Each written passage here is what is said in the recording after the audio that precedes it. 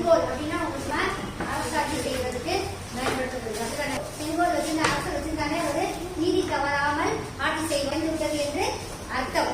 செங்கோல் அப்படின்னா செங்கோன்மை அப்படின்னா கொடுங்கோன்மை கொண்டு இருக்கணும், ஆப்போசிட் அப்படிதானே.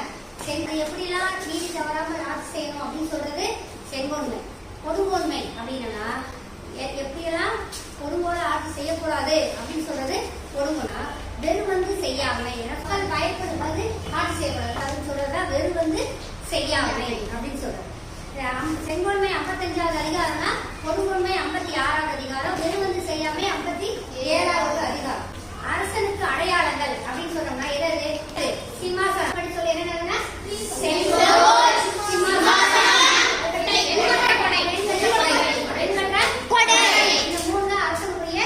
செங்கோலுக்கு இலக்கணம் என்ன சொல்லியிருக்காங்கன்னா, மற்றவர்களின் அவையில் அவர்களின் கருத்துக்களின்படி மற்றவர்கள் உட்கார்ந்துருப்பாங்கல்ல அவங்ககிட்ட எல்லாம் கேட்டு ஆராய்ந்து அந்த அவருடைய தவறுக்கு ஏற்ற மாதிரி நீதி வழங்குவதுதான் என்னது செங்கோன்மை சொல்றாங்க. மற்றவர்களின் ஆலோசனையின்படி அவர்களுடைய ஆலோசனையின்படி ஒருத்தனுக்கு என்ன செய்யுது நீதி வழங்குவதுதான் செங்கோல்.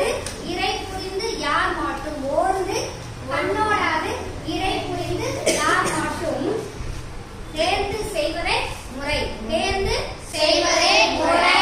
ஓர்ந்து அப்படின்னா குற்றத்தின் தன்மையை ஆராய்ந்து, ஒருத்தன் எவ்வளவு குற்றம் செஞ்சிருக்கான், என்ன மாதிரி குற்றம் செஞ்சிருக்கான் அப்படின்றத ஆராய்ந்து அவனுடைய குற்றத்துக்கு ஏற்றவாறு நம்ம என்ன செய்யறோம் தீர்ப்பு வழங்கணும்னு சொல்றோம். குற்றத்துக்கு ஏற்ற ரொம்ப ஒரு சின்ன தப்பு பண்ணிருக்கிறத நம்ம என்ன செய்வோம் பெருசா கொண்டு போய் நிப்பாட்டுவோம். யூ டீச்சர் ரத்தம் ஒழுங்குச்சு, டீச்சர் இந்த பக்கம் ஒழுகுது, அதை லேசா திட்டிருக்கான், அதை உனக்கு என்ன செஞ்சிருக்கோம், அது ஏன்னா நீ அதோட தன்மையை பார்த்துக்க மாட்டேங்க, கண்ணாடி என்ன உடனே என்ன செஞ்சிருப்ப, அது லேசா திட்டிருக்க தெரிஞ்சிருக்கும், தொடச்சு போயிடும் நடத்திடுவேன். அதான் ஒரு குற்றத்தின் தன்மையை ஆராய்ந்து, ஒரு குற்றத்தின் தன்மையை ஆராய்ந்து அப்படின்றது.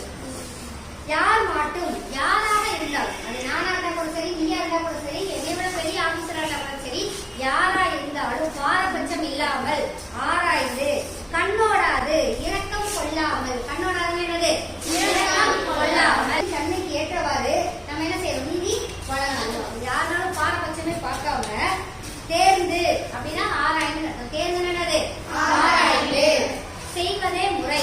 செய்வதே முறை. அதை சரியா நீதி வழங்குவதே அரசருக்கு அழகு.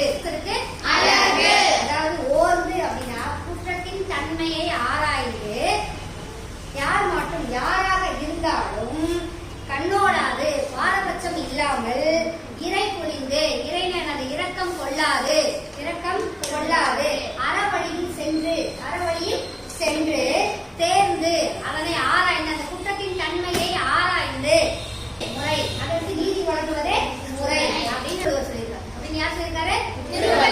இதுக்கு ஒரு உதாரணம் மனுநீதி சோழன். மனுநீதி சோழன் கதை கேள்விப்பட்டீங்களா? மணி ஆராய்ச்சி மணி மகனை தேடிட்டு கொண்டு விட்டார். ஒரே பாயிண்ட் முடிச்சிட்டான் மகனை.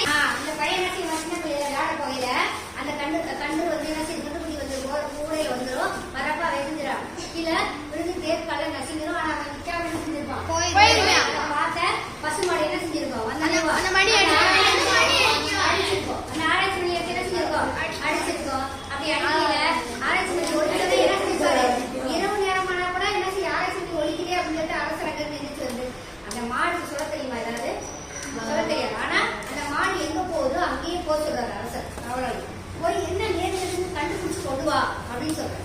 என்ன நேர்ந்ததுன்னு கண்டுபிடிச்சு கொண்டு வருவாரு. அப்படி கொண்டு வரையில அங்க போய் பார்க்கல அந்த பசுமாடு கண்டுபிடி இறந்துருக்கும், அதை சுத்தி சுத்தி வரும் பாருங்க அந்த பசுமாடு. இந்த பசுமாடு என்ன செய்ய கண்டுபிடி இடத்துல பார்த்து சுத்தி சுத்தி அழுது வரும். அப்ப அந்த காவலாளி புரிஞ்சுட்டு போய் உடனேவும் இப்படி இறந்துச்சு அப்படின்னு சொல்லல, அது யார் செஞ்சதுன்னு கேட்டோன்னே தன்னோட மகன் தான் செஞ்சிருக்கான் அப்படின்ற நீதி வலுவாத ஒரு இதை பார்த்தோன்னே என்ன செஞ்சிருக்கான், உடனே போய் நான் மகனையும் அதே தேர்கால விட்டு கொண்டு வருது, அதே தேர்கால கொண்டு வரும். அதாவது தன்னுடைய மகன்றது கூட பாரபட்சம் இல்லாமல், அதற்காக சொல்லியிருக்காரு, பாரபட்சம் இல்லாமல் இரக்கம் கொள்ளாமல்